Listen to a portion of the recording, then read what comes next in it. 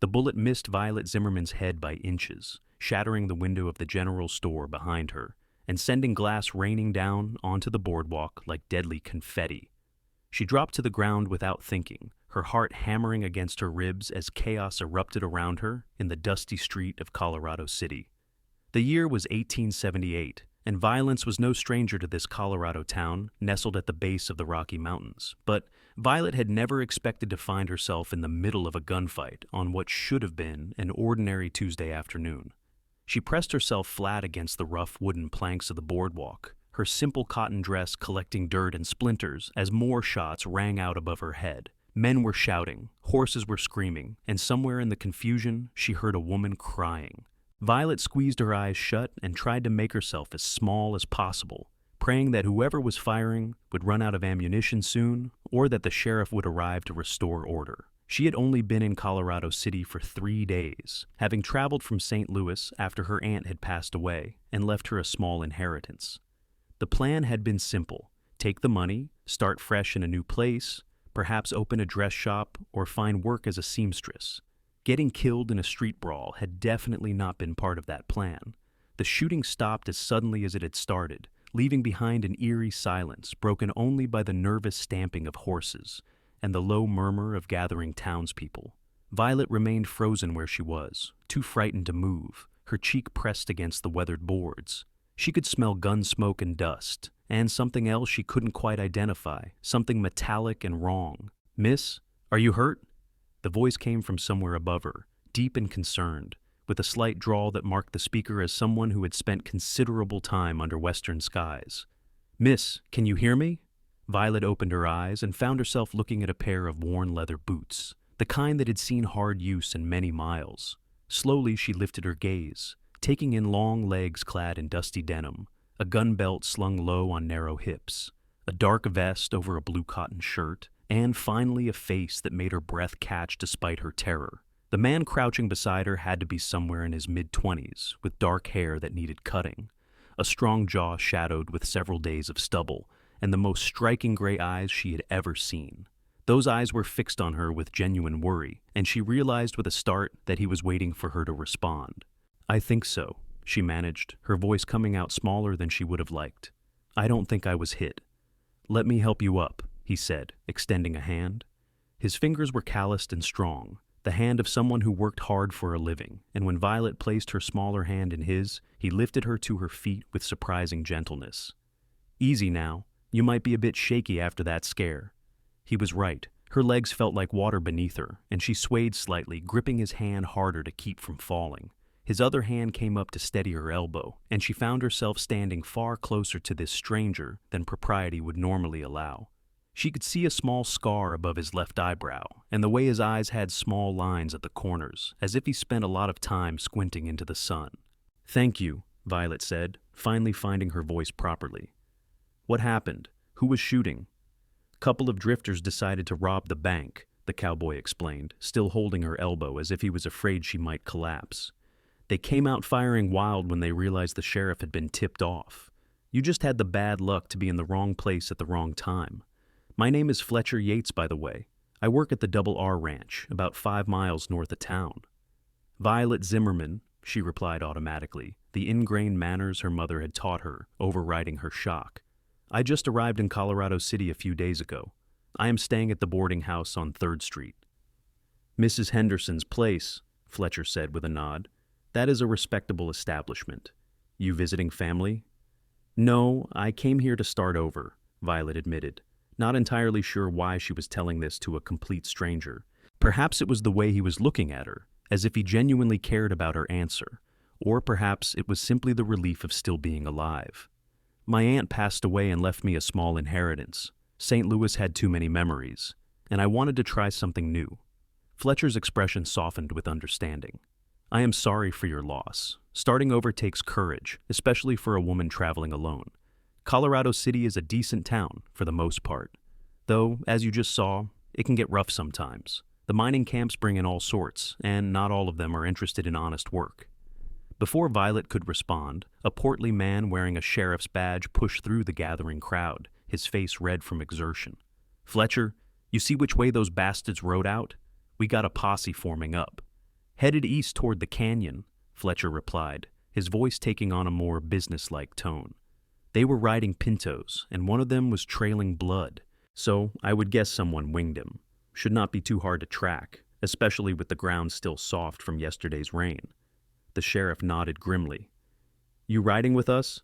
We could use a good tracker. Fletcher glanced at Violet, seeming to hesitate. She could see the conflict in his eyes, the sense of duty warring with something else, something that made her heart flutter unexpectedly. I should see Miss Zimmerman back to her boarding house safely first. She had quite a scare. I will be fine, Violet heard herself say, though in truth she was still trembling. You should go. They should not get away with what they did. She had caught sight of a still form lying in the street near the bank, covered with someone's coat, and the metallic smell she had noticed earlier made terrible sense now. Someone had died today, and the men responsible needed to face justice. Are you sure? Fletcher asked, and the genuine concern in his voice made Violet feel something warm unfurl in her chest, something she had not felt in a very long time. It had been 3 years since Thomas had broken their engagement to marry the daughter of a wealthy merchant, 3 years since she had allowed herself to hope for romance or connection. This was just kindness from a stranger, she told herself firmly, nothing more. I am sure, she said with more confidence than she felt. Go help catch them. Fletcher studied her face for a long moment, then nodded slowly. All right, but you be careful walking back and stay inside until things settle down. I will check on you this evening if I am back in time. Make sure you are doing all right. He released her elbow and tipped his hat to her, a gesture that was both courtly and utterly Western, then strode away toward where men were saddling horses and checking rifles. Violet watched him go, noting the confident way he moved, the respect with which the other men greeted him. Then she gathered her skirts and made her way carefully back to the boarding house, her legs still unsteady and her mind full of gray eyes and calloused hands. Mrs. Henderson met her at the door, clucking with worry and ushering her inside with much fussing. The older woman had heard the shots and had been terrified that one of her boarders might have been caught in the crossfire. Violet assured her she was unhurt and retreated to her small room on the second floor, where she sat on the narrow bed and finally allowed herself to shake properly. She had come so close to death today, close enough to hear the bullet's passage, close enough to feel the breath of it on her skin. Life was fragile here in the West, far more fragile than it had been in St. Louis's orderly streets and brick buildings. But there had also been Fletcher Yates, appearing at precisely the right moment, checking on her welfare, promising to return. Violet found herself hoping very much that he would keep that promise, and then scolded herself for being foolish. He was just being neighborly, the way people were in small towns. It meant nothing beyond common decency. The afternoon crawled by with agonizing slowness. Violet tried to occupy herself with mending a torn petticoat, but she kept pricking her fingers and eventually gave up. She could hear the other boarders moving around, discussing the shooting in hushed voices, speculating about whether the posse would catch the robbers. Mrs. Henderson served an early supper of beef stew and fresh bread, but Violet could barely eat, her stomach still twisted with nerves. Twilight was painting the sky in shades of purple and gold when someone knocked on the front door of the boarding house. Violet heard Mrs. Henderson answer it, heard a familiar deep voice asking after her, and then the older woman was calling up the stairs. Miss Zimmerman, you have a visitor. Mr. Yates is here to see you. Violet's heart performed an unexpected somersault. She checked her reflection in the small mirror above the washstand, tucking a few loose strands of dark hair back into place and pinching her cheeks for color, then made her way downstairs, trying to appear calm and composed. Fletcher stood in the boarding house's parlor, hat in hand, looking tired but unharmed. His clothes were dustier than before, and she could see sweat stains on his shirt, evidence of hard riding. His face brightened when he saw her, a smile pulling at the corners of his mouth. Miss Zimmerman, he said, executing a small bow that would not have been out of place in a saint. Lewis drawing room. I am glad to see you looking well. I have been worrying about you all afternoon. Did you catch them? Violet asked, moving into the parlor properly. Mrs. Henderson, bless her, had the good grace to disappear in the direction of the kitchen, though Violet suspected she was hovering just out of sight, listening to every word. We did, Fletcher confirmed, his expression sobering. They holed up in an old prospector's cabin about 10 miles out, surrendered without much fight once they realized they were surrounded. The one who got shot was in bad shape, but he will likely survive to stand trial. They killed the bank teller, a young man named Peter Morrison. He had a wife and a baby daughter. That is terrible, Violet whispered, thinking of that covered form in the street. His poor family. The town is taking up a collection for them, Fletcher said. If you want to contribute when you are able, I am sure it would be appreciated. But I did not come here to talk about such grim matters. I wanted to make sure you had recovered from your scare and to apologize. Apologize? Violet repeated, confused. For what? For this being your introduction to Colorado City, Fletcher said ruefully. You have only been here 3 days, and already you nearly got shot. That is not the welcome any newcomer deserves. I wanted you to know that it is not always like this. Most days are peaceful. Most days the biggest excitement is whether Mrs. Chen's chickens have gotten loose again, or if old Mr. Patterson will manage to stay sober until Sunday. Violet found herself smiling, despite the day's events. I appreciate that, Mr. Yates. And truly, you have nothing to apologize for. You were nothing but kind to me. I am grateful you were there. Fletcher, he said suddenly. Please, call me Fletcher. Mr. Yates makes me feel like I should be wearing a suit and sitting in a bank office somewhere. He paused, then added with a hint of color rising in his cheeks. If it would not be too forward, that is. Then you must call me Violet, she replied, feeling slightly breathless. There was something in the way he was looking at her, something that made her very aware of the small space between them, of the way the lamplight caught in his gray eyes. Violet? Fletcher repeated, as if testing how her name felt in his mouth. It suits you. There were violets growing wild near the house, where I grew up in Kansas. They were my mother's favorite flower. He cleared his throat, suddenly looking uncertain, in a way that Violet found endearing. Listen, I know this is sudden, and you have had quite a day, but I was wondering if you might like to take a walk with me sometime. Maybe tomorrow evening after the heat has broken. I could show you some of the nicer parts of town, the places where bullets are not flying. Violet knew she should probably decline. She had only just met this man, knew almost nothing about him beyond his name and occupation. But there was something about Fletcher Yates that made her want to take a chance, made her want to say yes despite every rule of propriety and caution she had ever been taught. I would like that very much, she heard herself say, and was rewarded with a grin that transformed Fletcher's face from merely handsome to something that made her knees weak. Tomorrow evening, then, he said. I will call for you around 6, if that suits you. That would be perfect. Fletcher stayed a few more minutes, making polite conversation about the weather and the town's upcoming Independence Day celebration, and then took his leave with another tip of his hat and a promise to see her tomorrow. Violet watched from the parlor window as he mounted a rangy chestnut horse and rode off into the gathering dusk, her heart beating faster than it had any right to. Mrs. Henderson materialized at her elbow, as if by magic. He is a good man, that Fletcher Yates, the older woman said approvingly. Works hard, does not drink to excess, always respectful. Been working at the Double R for about 3 years now. The Randolph brothers think very highly of him. They say he is the best hand with horses they have ever seen. I am just going for a walk with him, Violet said, trying to sound casual. It is nothing serious. Mrs. Henderson smiled knowingly. Of course, dear. Nothing serious at all. The next day dragged by even more slowly than the previous afternoon. Violet spent the morning helping Mrs. Henderson with some mending in exchange for a reduction in her boarding fees, then ventured out to explore the town in more detail.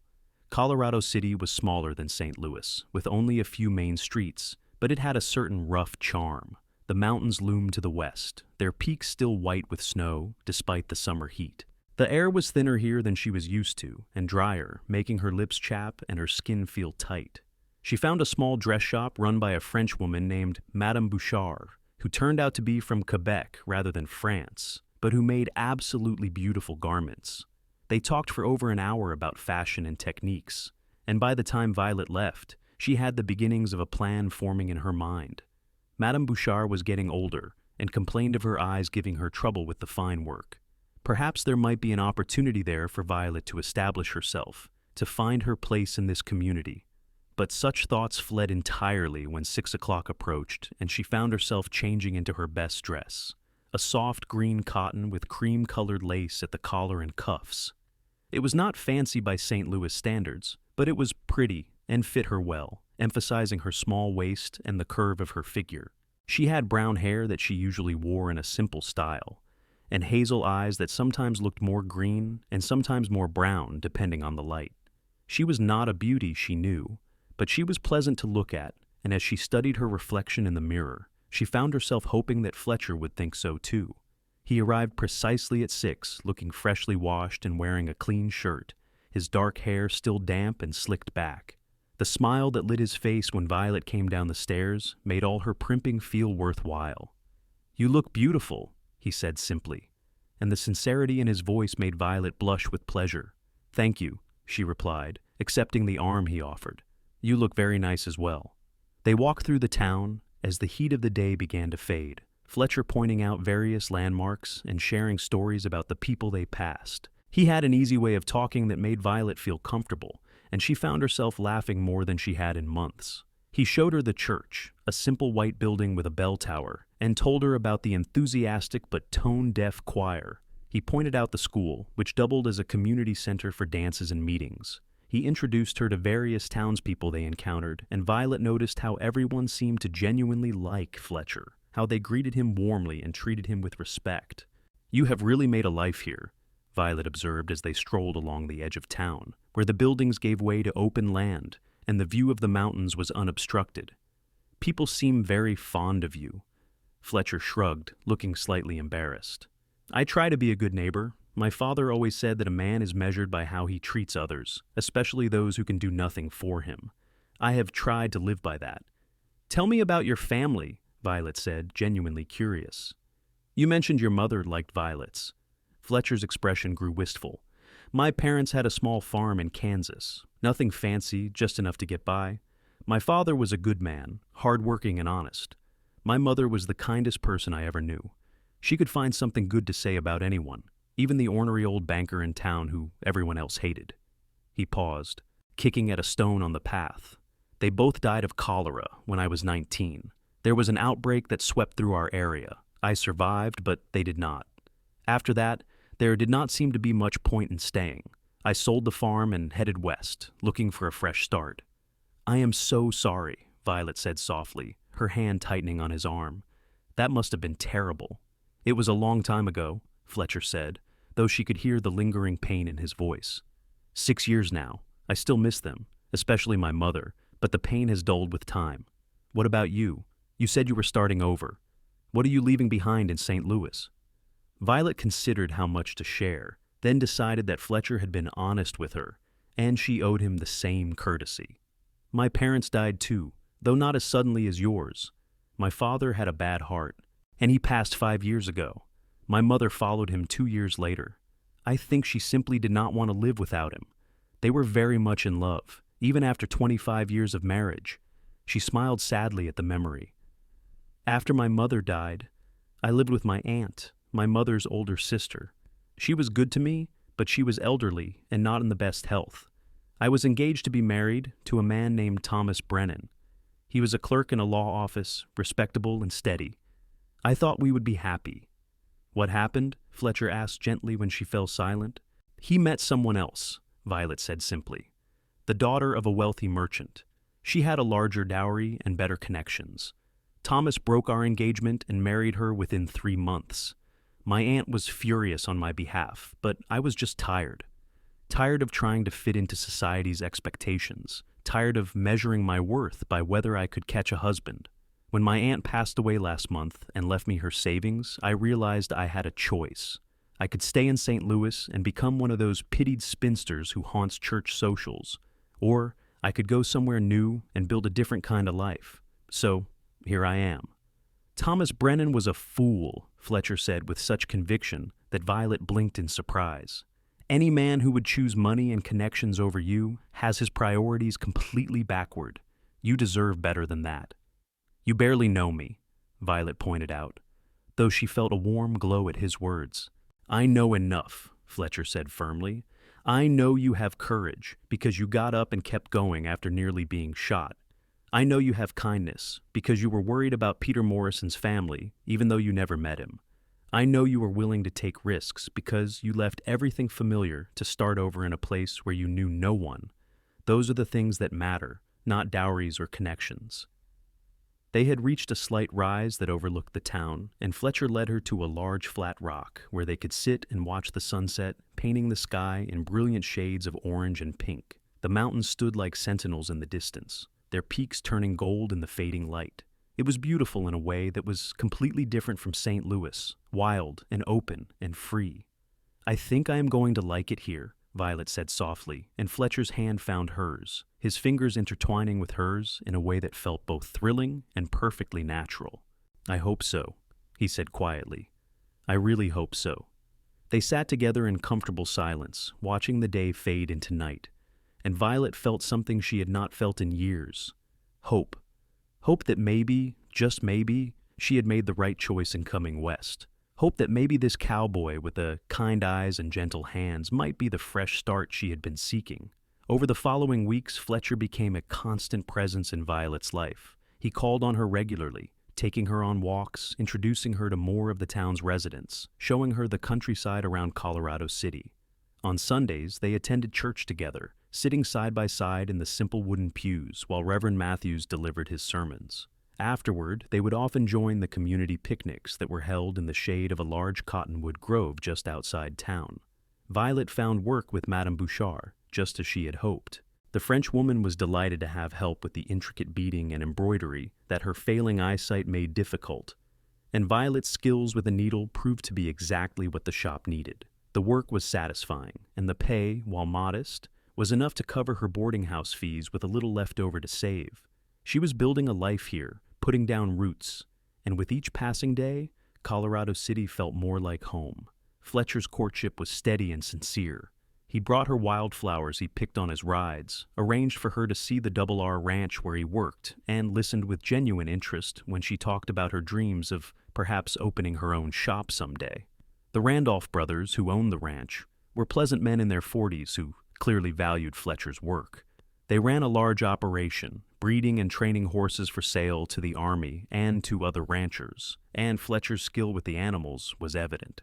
Violet watched him work with a young stallion that had been deemed unmanageable, and was amazed at the patience and gentleness he showed, never raising his voice or his hand, just persistently and kindly working with the animal until it began to trust him. "You have a gift," she told him afterward, and Fletcher had shrugged with his characteristic modesty. "Horses are not so different from people," he said. "They need to know they can trust you, that you will not hurt them. Once they understand that, they will give you everything they have." As summer deepened and the heat grew more intense, Violet found herself falling for Fletcher Yates in a way that was both exhilarating and terrifying. She had thought she loved Thomas, but what she had felt for him was pallid and weak compared to the emotions Fletcher stirred in her. When Fletcher smiled at her, her whole world brightened. When he touched her hand, even in the most innocent way, she felt electricity race through her veins. When he was away for a few days, helping to drive horses to Fort Lyon, she missed him with a physical ache that made it hard to concentrate on her work. It was during one of his absences in mid-August that Violet learned just how integrated she had become into the community of Colorado City. Mrs. Henderson came down with a severe summer cold, and Violet found herself helping to run the boarding house, cooking meals and changing linens and generally keeping things organized. The other boarders, who had been strangers just 2 months ago, now felt like a peculiar kind of family. There was Mr. Jacobson, the elderly mining engineer who told long-winded stories about the old days in California. There was Miss Penelope Clark, a schoolteacher who was sharp-tongued but had a good heart. There was young Danny O'Brien, fresh from Ireland and working as an apprentice to the town's blacksmith. They all pitched in to help during misses. Henderson's illness, and Violet realized that she had found something precious here, a sense of belonging.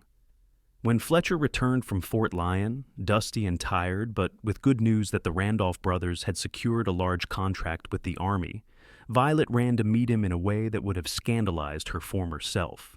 She did not care who saw or what they thought. She had missed him desperately, and the sight of him riding into town on his chestnut horse made her heart soar. Fletcher dismounted quickly, catching her in his arms when she reached him, and for a long moment they simply held each other, right there in the middle of the street. Violet could feel his heart beating against her cheek, could smell horse and leather, and the particular scent that was just Fletcher. and she thought she had never been happier in her entire life. "I missed you," she said into his shirt, and felt him chuckle. "I missed you too," he replied, his arms tightening around her. "Every single day. The other hands teased me mercilessly because I would not shut up about you." "Good," Violet said, pulling back just enough to look up at his face. "You should talk about me. I am quite wonderful." Fletcher laughed outright at that, the sound rich and warm. "You absolutely are," he agreed, and then, right there in full view of anyone who cared to look, he bent his head and kissed her. It was Violet's first real kiss, if she was being honest. Thomas had given her a few chaste pecks that had left her unmoved, but this was something entirely different. Fletcher's lips were warm and firm against hers, and when she sighed and leaned into him, he deepened the kiss, one hand coming up to cup the back of her head. Violet felt her knees go weak, felt heat pool in her stomach, felt the world narrow down to just the two of them, and this perfect moment. When they finally broke apart, both breathing hard, Fletcher rested his forehead against hers. "Violet Zimmerman," he said quietly, his voice rough with emotion, "I am completely in love with you. I know we have only known each other for a few months, and maybe it is too soon to say such things, but I cannot keep it inside anymore. You are the first thing I think about when I wake up, and the last thing on my mind before I sleep. You make me want to be a better man, to work harder, to build something lasting. I love you, and I need you to know that." Tears pricked at Violet's eyes, but they were happy tears, joyful tears. "I love you too," she whispered back. "I did not think I could feel this way, not after Thomas. I thought I was not capable of this kind of love, but you showed me I was wrong. You showed me what real love feels like, and it is nothing like what I had before. It is bigger and brighter and more terrifying and more wonderful than anything I imagined." Fletcher kissed her again, softer this time, tender and sweet. When they finally pulled apart and looked around, they discovered that half the town seemed to be watching them, with various expressions of amusement and approval. Mrs. Chen, the Chinese woman who ran the laundry, was actually applauding. Old Mr. Patterson called out something vaguely congratulatory and probably scandalous. Violet felt herself blush to the roots of her hair, but Fletcher just grinned and waved at their audience, entirely unashamed. "Come on," he said, taking her hand. "Let me walk you back to the boarding house before we give the town any more entertainment for the day." As they walked, Fletcher told her about his trip to Fort Lyon, about the long days in the saddle and the successful negotiations with the Army procurement officer.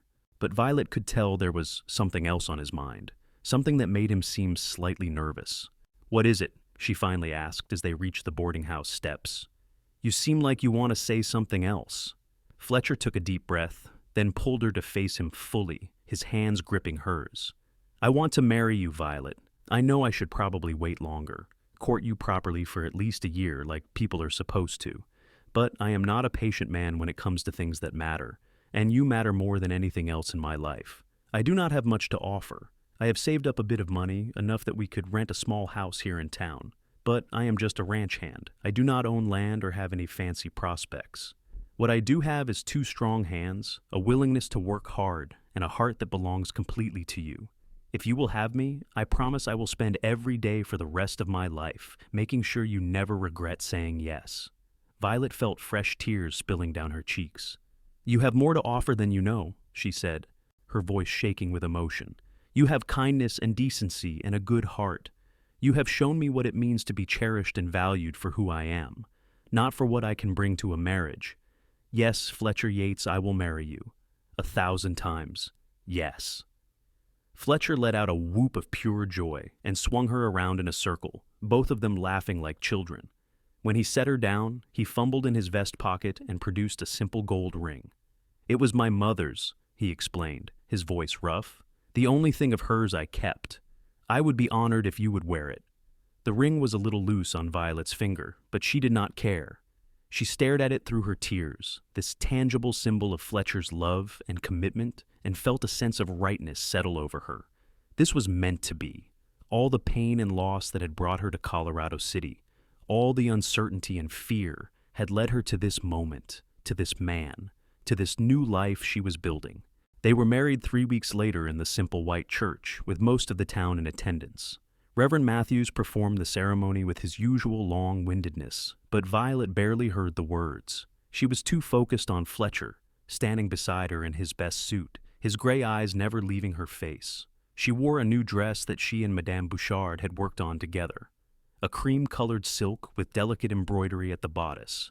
It was the most beautiful thing she had ever owned, and the look on Fletcher's face when he first saw her in it made every hour of work worthwhile. Mrs. Henderson cried through the entire ceremony. The Randolph brothers attended and gave them a generous monetary gift.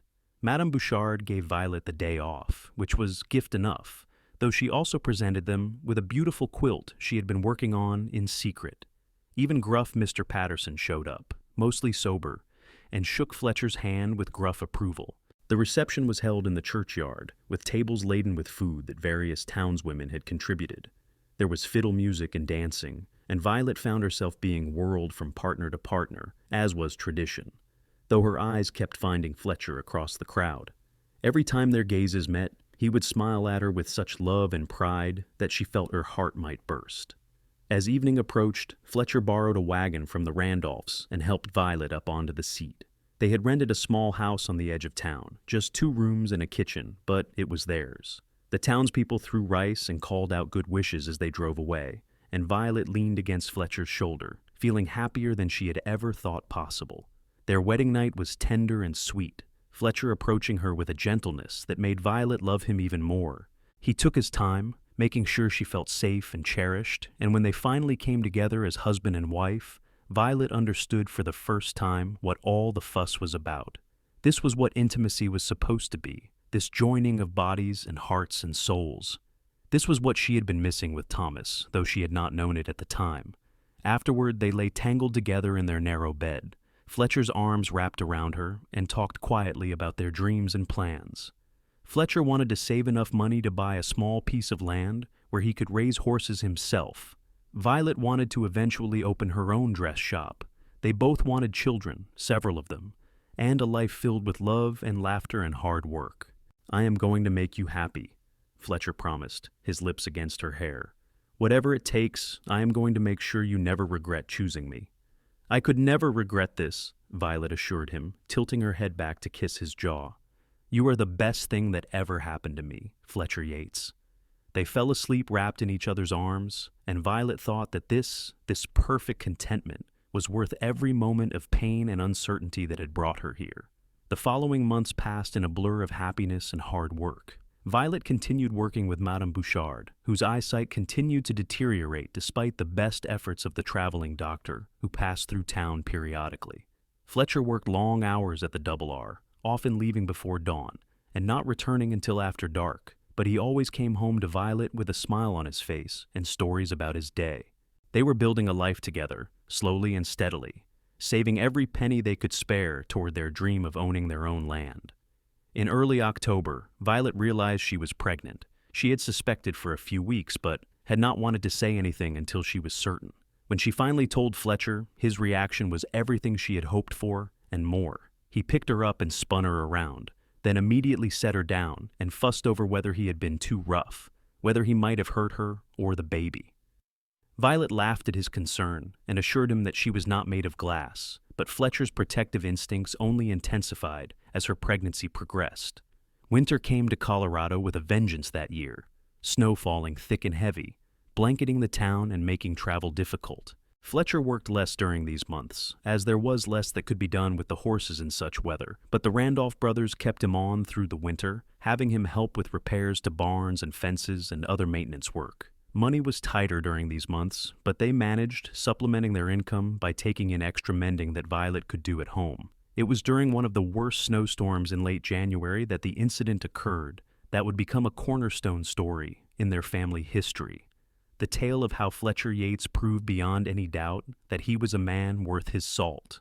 The Randolph brothers had asked Fletcher to ride out to a line shack on the far edge of their property to check on a young hand who was supposed to be watching over some pregnant mares. The boy, Jimmy Thornton, was only 17 and relatively inexperienced, and with the storm coming in hard, the brothers were worried about him. Fletcher had kissed Violet goodbye that morning, promising to be back by nightfall, and rode out into the already falling snow. But nightfall came and went with no sign of Fletcher. The storm intensified, howling wind driving the snow into drifts that blocked doors and made it impossible to see more than a few feet ahead. Violet tried not to worry, telling herself that Fletcher had likely decided to wait out the storm at the line shack, rather than risk the ride back in such conditions. But as the night wore on and the temperature dropped to dangerous levels, her concern grew into genuine fear. It was nearly dawn when she heard horses outside and rushed to the door, pulling it open against the wind. 3 figures stumbled in from the storm: Fletcher, supporting a half-frozen Jimmy Thornton, and one of the Randolph brothers' other hands, a man named Carlos, who looked nearly as bad as the boy. "Get blankets and hot water," Fletcher ordered, his voice hoarse as he helped Jimmy to the floor near the stove. "We need to warm them up slowly. Carlos, sit here. Do not fall asleep." Violet sprang into action, her pregnancy forgotten in the urgency of the moment. She had blankets warming by the stove within minutes and got water heating for tea. As she worked, Fletcher stripped Jimmy's frozen outer clothes off with Carlos's help, and she could see the younger man's lips were blue, his hands white and waxy looking. "What happened?" she asked as she brought blankets and began wrapping them around Jimmy's shaking form. "Jimmy got thrown from his horse yesterday afternoon," Fletcher explained, his own clothes crusted with ice and snow. "Broke his leg. He managed to crawl back to the line shack, but he could not get a fire going with his hands shaking so badly, and he could not ride for help. Carlos and I found him this morning when we got there. He would have frozen to death if we had waited any longer." "You rode through this storm?" Violet asked, looking at the window where snow was still battering against the glass. "We had to," Fletcher said simply. "The boy needed help." They worked for hours to save Jimmy Thornton. Violet made endless pots of hot tea and soup, forced the liquids down the half-conscious boy, helped Fletcher massage warmth back into frozen extremities. Carlos, who had not been exposed nearly as long, recovered more quickly and was able to help. By mid-morning, Jimmy's color had improved, and though he was still in considerable pain from his broken leg, it was clear he would survive. The town doctor, a crusty old man named Dr. Pemberton, made his way to their house as soon as the storm eased enough to allow travel. He set Jimmy's leg, pronounced the boy lucky to be alive, and gave Fletcher a lecture about the risks he had taken. "Could have lost all 3 of you to that storm," Dr. Pemberton grumbled. "Damn fool thing to do, riding out in weather like that." "Could not leave the boy to die," Fletcher replied calmly, and the doctor's expression softened. "No, I suppose you could not," he agreed. "World could use more men like you, Yates. Fewer who think only of themselves and more willing to risk their own necks for others." The story of Fletcher's rescue of Jimmy Thornton spread through Colorado City like wildfire. The Randolph brothers told everyone who would listen about their foreman's heroism. Jimmy's parents, a nice couple who ran the town's general store, could not thank Fletcher enough. Even the usually staid town newspaper ran a small article about the incident, praising Fletcher's courage and quick thinking. But Fletcher himself seemed uncomfortable with all the attention. "I just did what anyone would do," he insisted when people congratulated him, and Violet knew he truly believed that, even though she knew for a fact that not everyone would have ridden into a blizzard to save a boy they barely knew. It was this quality in Fletcher, this fundamental decency and selflessness, that made Violet love him more with each passing day. He was not a man who sought glory or recognition. He simply did what he believed was right and let the chips fall where they may. Their daughter was born in late April of 1879, on a warm spring evening when the mountains were purple against a gold sky. The labor was long and difficult, and there were moments when Violet feared she might not survive it, but Fletcher stayed by her side the entire time, holding her hand and whispering encouragement, even when Dr. Pemberton tried to shoo him out of the room. "This is my wife and my child," Fletcher had said firmly. "I am staying." And stay he did, right up until the moment their daughter entered the world with a lusty cry that made both parents laugh with relief and joy. Dr. Pemberton placed the baby in Violet's arms, and she stared down at the tiny red face, the dark hair plastered to the small skull, the miniature fingers that waved in the air. "She is perfect," Violet breathed, and Fletcher, looking over her shoulder with tears streaming unashamedly down his face, could only nod in agreement.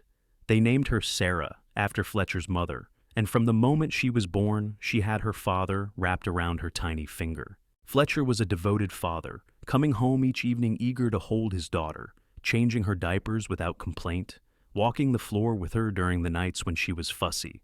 Violet would wake sometimes to find him standing by the cradle they had set up in the corner of their bedroom, just watching Sarah sleep with an expression of wonder on his face. "I never knew I could love someone this much," he confessed to Violet one night as they lay in bed, Sarah finally asleep between them. "I thought what I felt for you was the fullest my heart could be, but somehow this little person has made it even bigger." "I know," Violet agreed, stroking Sarah's soft cheek with one finger. "It is terrifying and wonderful all at once." As Sarah grew from an infant into a toddler, Fletcher's reputation in Colorado City continued to grow as well. The Randolph brothers, getting older and thinking about retirement, made Fletcher an offer. They would sell him a portion of their land at a very reasonable price, with the understanding that he would continue to work with them to manage their horse operation. It was the opportunity Fletcher had been dreaming of, and he and Violet celebrated quietly in their small house, hardly daring to believe their good fortune. With the money they had saved, combined with a small loan from the bank that the Randolphs helped them secure, Fletcher purchased 50 acres of land at the edge of the Double R property. It had a natural spring and good grazing, and though there were no buildings on it yet, Fletcher immediately began making plans. He would build a house, he told Violet, a real house with multiple rooms and a proper kitchen. He would build a barn for the horses he planned to raise. They would finally have the home they had been dreaming of. "Are you happy?"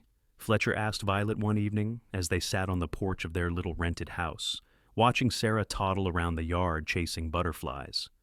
"I know this is not the life you might have had in St. Louis." "This is exactly the life I want," Violet assured him, taking his hand. "I would not trade what we have for anything. You and Sarah are my whole world, Fletcher. Everything else is just details." Fletcher squeezed her hand, then leaned over to kiss her temple. "You are my whole world, too," he said quietly. "Both of you, I will spend every day making sure you know that." The following year was one of hard work and steady progress. Fletcher spent every spare moment working on their new property, first constructing a small barn, then beginning work on the house. Other men from town often came to help on Sundays, and Violet provided food and lemonade for the work crews, watching as her husband's dreams slowly took physical form. The house was not fancy, but it was solid and well built, with 3 bedrooms and a kitchen large enough for Violet to work comfortably. There was even a small parlor where they could entertain visitors. They moved into the new house in the summer of 1880, and Violet cried as Fletcher carried her over the threshold. Sarah balanced on his other hip. This was theirs, built with their own hands and their own sweat. Every nail, every board, represented their hopes and dreams made manifest. Violet had stopped working for Madame Bouchard when Sarah was born, but she continued to take in sewing at home. And as Sarah got older and less demanding of her time, Violet found herself thinking more seriously about opening her own shop. Madame Bouchard's health continued to decline, and in the fall of 1880, she made Violet an offer. She would sell Violet the shop at a very reasonable price, to be paid over time. It was another dream coming true, and Violet accepted with tears of gratitude. Running the shop while raising Sarah and managing the house was challenging, but Violet thrived on the work. Fletcher was supportive in every way, often watching Sarah in the evenings so Violet could finish rush orders, never complaining about the long hours she put in. Their roles might not be traditional, with Violet running a business while Fletcher worked with horses, but it worked for them, and that was all that mattered. In the spring of 1881, Violet discovered she was pregnant again. This pregnancy was easier than the first, perhaps because she knew what to expect, and in November, she delivered a healthy baby boy they named William, after Fletcher's father. If Sarah had wrapped Fletcher around her finger, William completed the job. Fletcher was utterly devoted to both his children, playing with them endlessly, reading them stories, teaching them about horses and the world around them as they grew. Life was not without its challenges. There were years when drought made grazing difficult, and they had to sell some of their breeding stock at lower prices than they wanted. There were years when Violet's shop barely broke, even because the town was going through hard times. There was the year Sarah got scarlet fever, and they thought they might lose her, Fletcher and Violet taking turns sitting up with her for days until the fever finally broke. There was the year a wildfire swept through the area, and they had to evacuate, watching from a safe distance as flames came within a mile of their property before the wind shifted and carried the fire away. But, through all of it, they had each other. Fletcher remained the steady, dependable man Violet had fallen in love with that day in Colorado City's dusty street. He worked hard, loved deeply, and never wavered in his commitment to his family. Violet grew into her own strength, becoming a successful businesswoman respected throughout the region for her skill and fair dealing. Their children grew healthy and strong, Sarah with her father's gray eyes and her mother's practical nature, William with his mother's hazel eyes and his father's gentle way with animals. It was during the summer of 1885, when Sarah was 6 and William was 3, that the incident occurred that would forever cement Fletcher's place in Colorado City's history and remind Violet of just how fortunate she was to have married such a man. A group of prospectors had been working a claim in the mountains above town, and tensions had been building for weeks between them and some of the local ranchers over water rights. The prospectors were damming up one of the streams that fed into the valley, reducing the flow to the ranches below. Tempers flared, harsh words were exchanged, and it seemed inevitable that violence would erupt. Fletcher, along with several other level-headed men from the area, tried to mediate the dispute. He rode up to the prospectors' camp multiple times, attempting to negotiate a compromise that would allow everyone access to the water they needed. But the prospectors, led by a belligerent man named Hackett, refused to budge. "We got here first. We got rights to the water," Hackett insisted. "If you ranchers do not like it, that is too bad." "Nobody is disputing your right to use the water," Fletcher said patiently. "But you are using more than you need and depriving everyone downstream. All we are asking is that you dam only half the stream, let the other half flow through. You will still have plenty for your operation, and everyone else will have enough too." "And what if we do not?" Hackett challenged, his hand dropping to the gun at his hip. "You going to make us?" The situation was tense, and Violet knew Fletcher was worried. He came home each night looking tired and troubled, though he always managed to smile for the children and help Violet with the evening chores. She could see the weight of responsibility sitting heavy on his shoulders, this man who had somehow become a leader in their community, simply by virtue of being consistently decent and fair. The crisis came to a head in mid-July, when a young ranch hand from a neighboring property rode up to the prospectors' camp and got into a shouting match with Hackett. Shots were fired, though no one was entirely sure who fired first, and the young hand was killed instantly. Hackett and 2 of his men fled into the mountains, and a posse formed immediately to track them down. Fletcher rode with the posse, though Violet begged him not to go. "Please," she said, gripping his hands, "let the sheriff and his deputies handle this. You have children who need their father." "I know," Fletcher said gently, "but that boy who died was only 18, Violet. He had his whole life ahead of him. Someone has to answer for that, and if I do not go, if I stand back and let others take the risk, then I am not the man I want to be. I am not the man I want Sarah and William to remember." So Violet let him go, though it tore at her heart. She watched him ride away with the other men, and then she went inside and prayed harder than she had prayed since the night Sarah had scarlet fever. The posse tracked Hackett and his companions into the high country, a rugged area where the mountains were steep and the trees thick. Fletcher, with his tracking skills and knowledge of the terrain, was at the front of the group along with the sheriff. They found the prospectors holed up in an abandoned mining camp, armed and clearly prepared to fight rather than surrender. "Hackett," the sheriff called out, taking cover behind a large boulder. "You are surrounded. Come out peacefully and you will get a fair trial. Keep fighting and you will die up here." "Go to hell," came Hackett's response, punctuated by a rifle shot that ricocheted off the rock near the sheriff's head.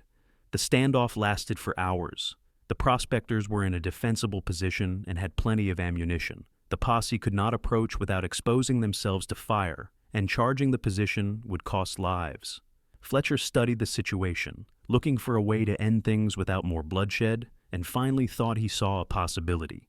There was a gully that ran along the side of the mining camp, hidden from view by thick brush. If someone could make it down that gully, they could get close to the prospectors' position and force them to surrender by threatening them from 2 sides. It was risky, requiring someone to crawl through brush and over rocks for nearly 100 yards within range of the prospectors' guns, but Fletcher thought it could work. "I will do it," he volunteered, and the sheriff looked at him with concern. "Fletcher, if they spot you, you will be an easy target." "They will not spot me," Fletcher said, with confidence he did not entirely feel.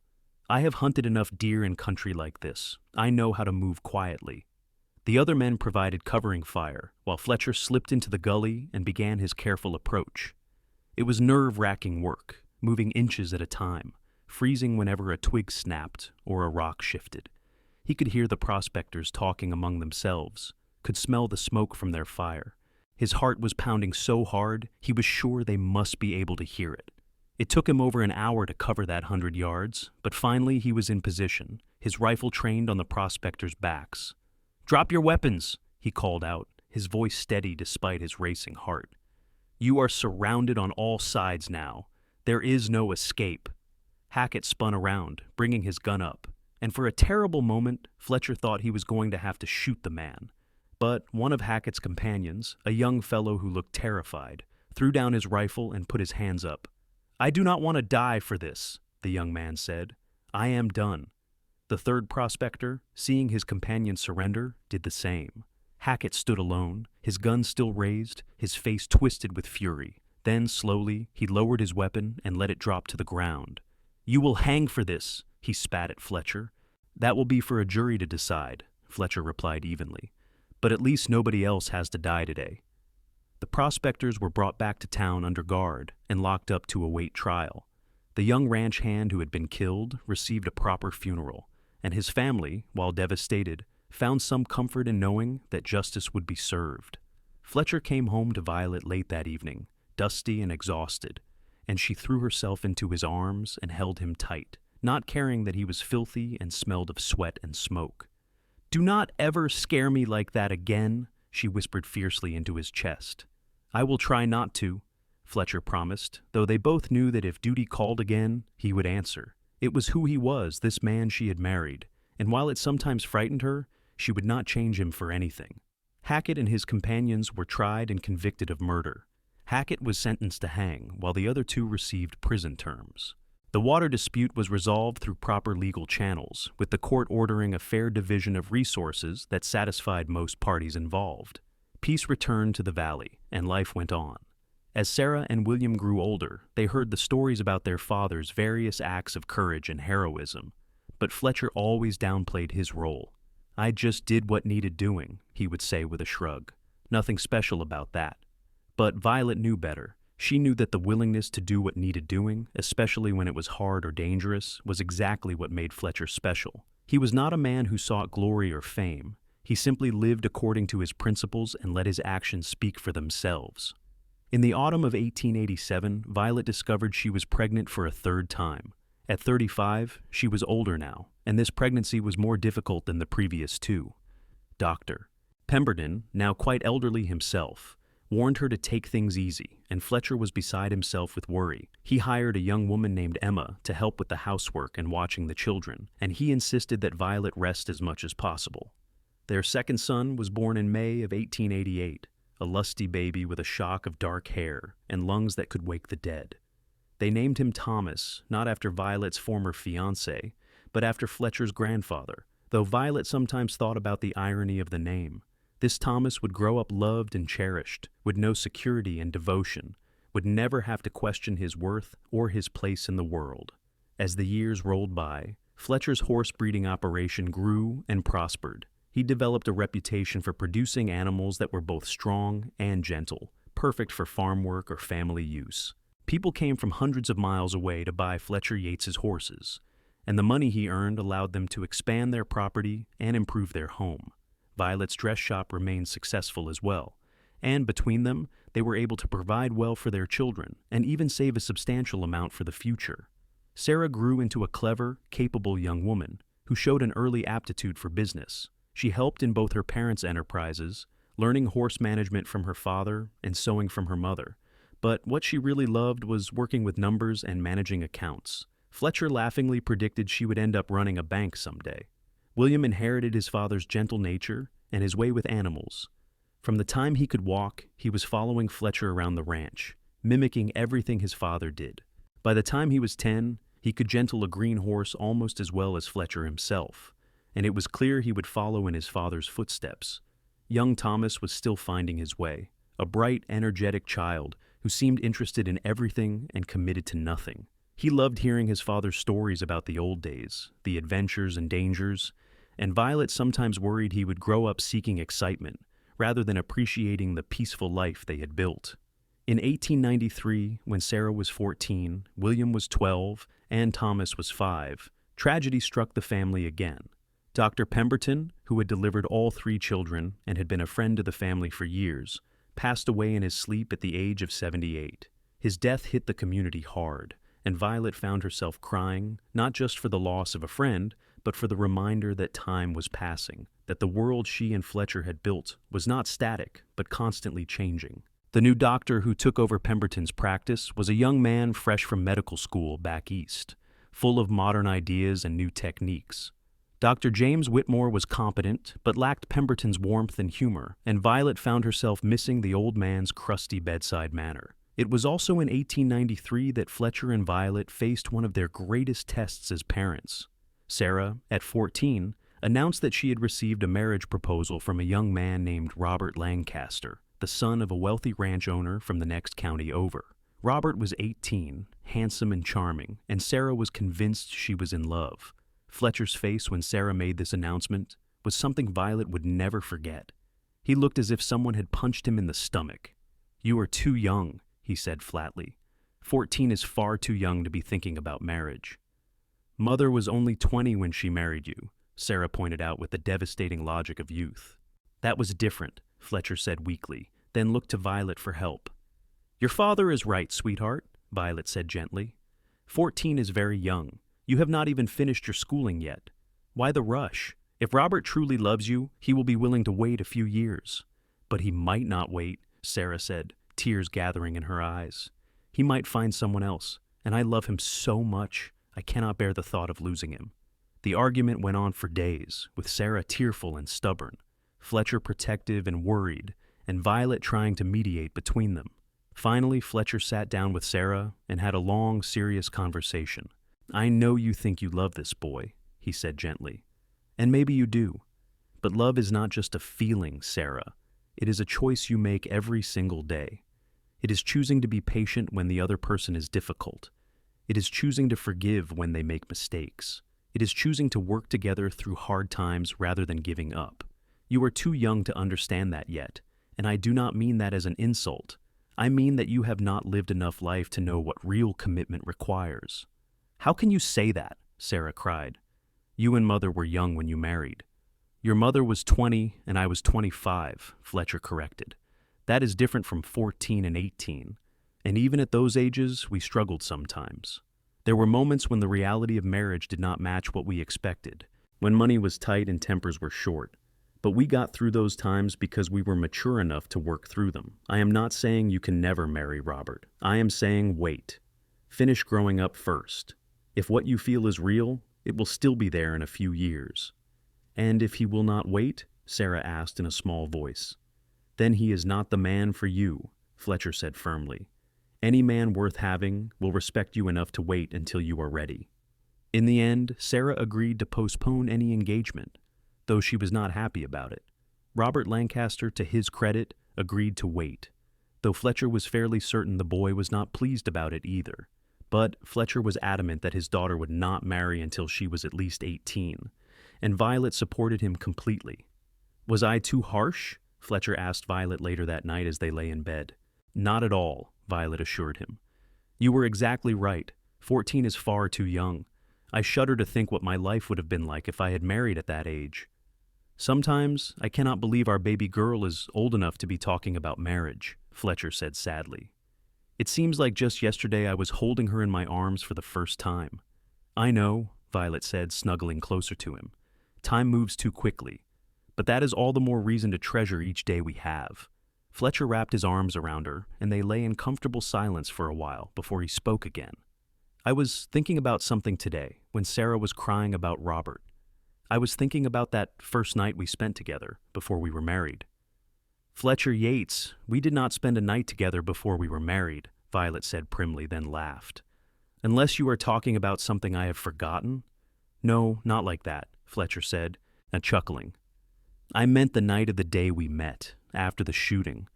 I was so worried about you, this beautiful stranger who had almost been killed. I stayed awake most of that night thinking about you, wondering if I would ever see you again, hoping you would give me a chance to know you better. I could not have imagined then where we would end up. All of this, our home, our children, our life together. It was just a dream, an impossible hope. It is not impossible anymore, Violet said softly. It is real, and it is ours, and I am so grateful for every moment of it. Even the hard moments? Fletcher asked. Especially the hard moments, Violet confirmed. They remind us what matters. They bring us closer together. I would not trade a single day of our life, Fletcher, not even the difficult ones. As it turned out, Sarah's romance with Robert Lancaster faded over the following year. Robert, unable or unwilling to wait, began courting another girl, and Sarah, though hurt, recovered quickly. By the time she was 16, she had forgotten all about him and was focused on her education and her future. She ended up not marrying until she was 22, choosing a sensible young man who ran a general store in town and who treated her with the respect and devotion she deserved. William grew into a tall, quiet young man who shared his father's skill with horses and his mother's kind heart. He married at 25 to a sweet girl named Margaret, who had come west with her family from Ohio. They built a small house on a portion of Fletcher and Violet's land and helped run the horse breeding operation, carrying on the family tradition. Thomas, the youngest, surprised everyone by becoming a teacher. He had none of his father's affinity for horses and none of his mother's skill with a needle, but he loved books and learning and had a gift for explaining things to others. He attended the Territorial University in Boulder and returned to Colorado City to teach at the school, eventually becoming its principal. As Fletcher and Violet moved into middle age, they found their life shifting into a new phase. They were no longer the young couple struggling to build a future. They were established, respected members of the community, the kind of people younger couples look to for advice and guidance. Fletcher's hair went gray at the temples, and Violet found her first silver strands and decided they made her look distinguished rather than old. They both moved a bit slower than they used to, felt aches in joints that had never bothered them before, but they were healthy and active, still running their respective businesses, still deeply in love. It was in the summer of 1899, when Fletcher was 50 and Violet was 47, that they took a trip together for the first time in years. Their children were all grown and settled, Sarah busy with her growing family, William managing the ranch with Margaret, Thomas absorbed in his teaching. Fletcher and Violet decided to take a week and ride up into the mountains, back to the high country where they had honeymooned so many years ago. They packed light, bringing just enough supplies for a week, and rode out on a beautiful June morning. The mountains were green and lush, the wildflowers in full bloom, the streams running cold and clear with snowmelt. They camped in meadows surrounded by towering peaks, cooked simple meals over open fires, and spent their evenings talking about everything and nothing. On the third night of their trip, they made camp beside a small lake that reflected the mountains like a mirror. The evening was warm, the sky clear, and after they had eaten and cleaned up, they spread their bedrolls side by side under the stars. "Do you remember the first time we did this?" Violet asked, lying on her back and looking up at the vast expanse of stars overhead. "On our honeymoon?" "I remember," Fletcher said, reaching over to take her hand. "You were so beautiful in the firelight. I kept thinking I was the luckiest man alive." "I felt the same way," Violet admitted. "I kept looking at you and thinking this could not be real, that I could not possibly be this happy." "Are you still happy?" Fletcher asked, turning on his side to look at her. "Happier than I ever imagined possible," Violet said honestly. "We have built something wonderful, Fletcher. A family, a life, a legacy. Our children are happy and settled. We have grandchildren now. We have each other. What more could anyone want?" "Nothing," Fletcher agreed. "Absolutely nothing." He leaned over and kissed her. A sweet, lingering kiss that carried with it 21 years of love and commitment and shared history. As they lay there under the stars, Violet thought back to that terrified young woman who had pressed herself flat against a boardwalk while bullets flew overhead, who had been so lost and uncertain about her future. She thought about Fletcher's calloused hand pulling her to her feet, his concerned gray eyes checking to make sure she was unhurt. She thought about all the moments since then, the big ones and the small ones that had brought them to this perfect night beside a mountain lake. "I am cold," Violet said suddenly, though it was not particularly chilly. It was more that she wanted to be closer to Fletcher, wanted to feel his warmth and his strength. Without a word, Fletcher pulled his own blanket off and spread it over both of them, then wrapped his arms around her, pulling her close. Violet nestled against him with a sigh of contentment, her head on his chest, his heartbeat steady and strong in her ear. "Better?" he murmured into her hair. "Perfect," Violet whispered back. Fletcher held her close all through that night, just as he had done countless times over the years, keeping watch over her as she slept, protecting her from whatever dangers the darkness might hold.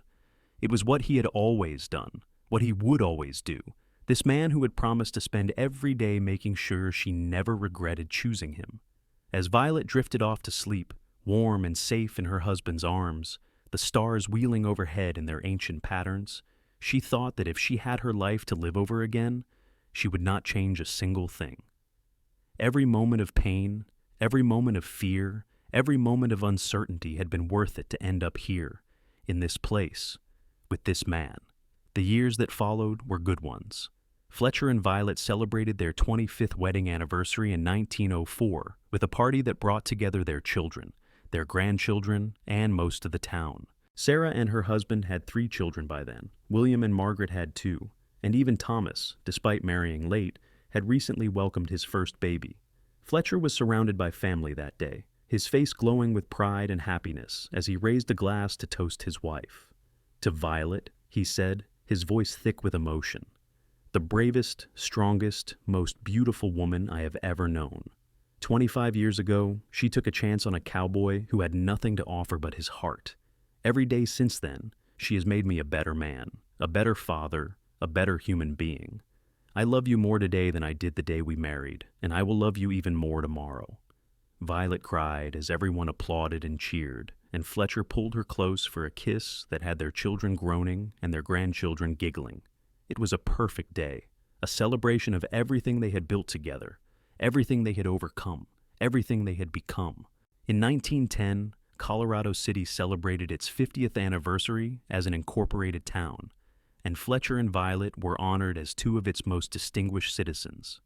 The mayor gave a speech talking about how they exemplified the values that had built the West: hard work, integrity, loyalty, and love. Fletcher was embarrassed by the attention, but Violet squeezed his hand and smiled, knowing how much he deserved the recognition. They were in their 60s now, both slowing down considerably. Fletcher had handed over most of the day-to-day ranch operations to William, though he still liked to work with the horses when his arthritis was not bothering him too much. Violet had sold her dress shop to a young woman who had apprenticed under her, though she still took on special projects for longtime customers. They spent more time on their porch now, watching the sunset paint the mountains in shades of gold and purple, holding hands and remembering. "Do you have any regrets?" Violet asked Fletcher one evening as they sat together, a blanket across their laps against the autumn chill. Fletcher thought for a long moment before answering.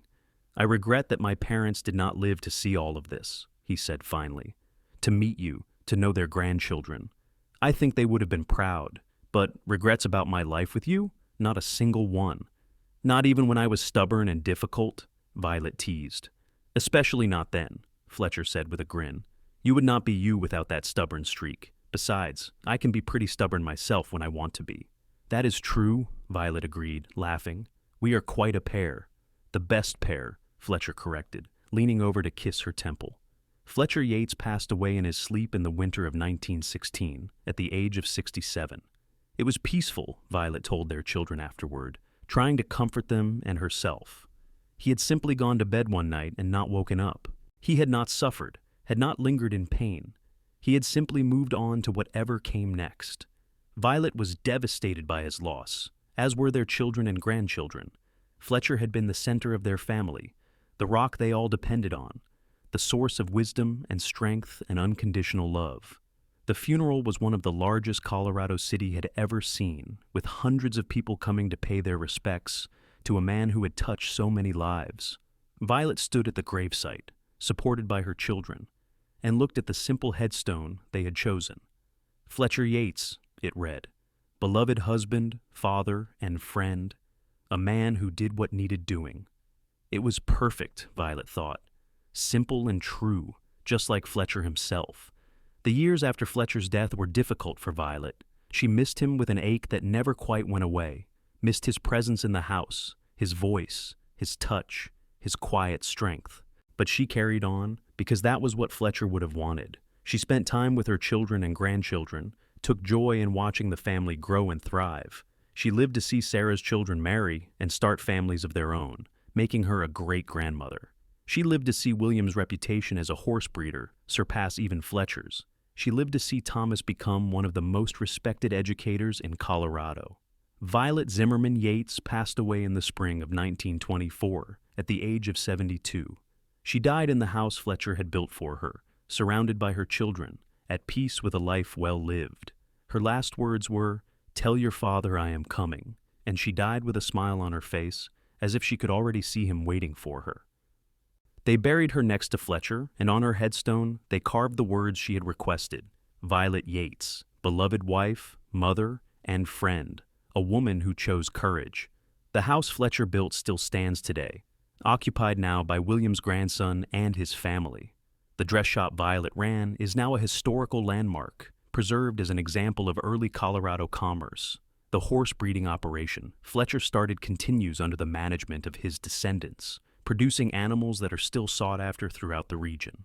But more than these physical legacies, Fletcher and Violet left something else: a family built on love and respect, a tradition of service to community, a standard of integrity and decency that their descendants still strive to uphold. They showed that true love is not just passion and romance, though they had plenty of both. It is also commitment and sacrifice, patience and forgiveness, choosing each other every single day through good times and bad. Sarah, the eldest daughter, lived to be 92 years old. In her final years, she loved to tell the story of how her parents met, of the shooting in the street and her father checking on the frightened young woman who would become his wife. But her favorite story was always the one about their camping trip, when her parents were in their 50s and took a week to ride into the mountains together. "Our father kept mother warm all night under the stars," Sarah would tell her great-grandchildren. "He covered her with his blanket and held her close and kept watch while she slept. That was who he was, you see. That was the kind of man he was, always protecting the people he loved, always putting others first. And mother, she had the courage to accept that love, to build a life with him, to be his partner in every way that mattered. They were extraordinary, my parents, and I hope you will all remember their story and try to live up to their example."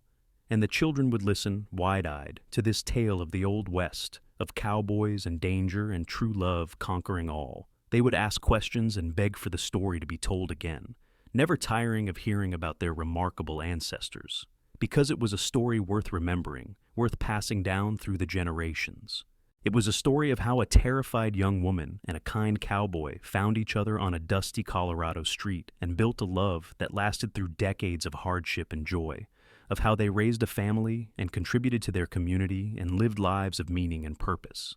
It was a story of how one small act of kindness, one moment of genuine concern for a stranger, could change the course of two lives and echo down through generations.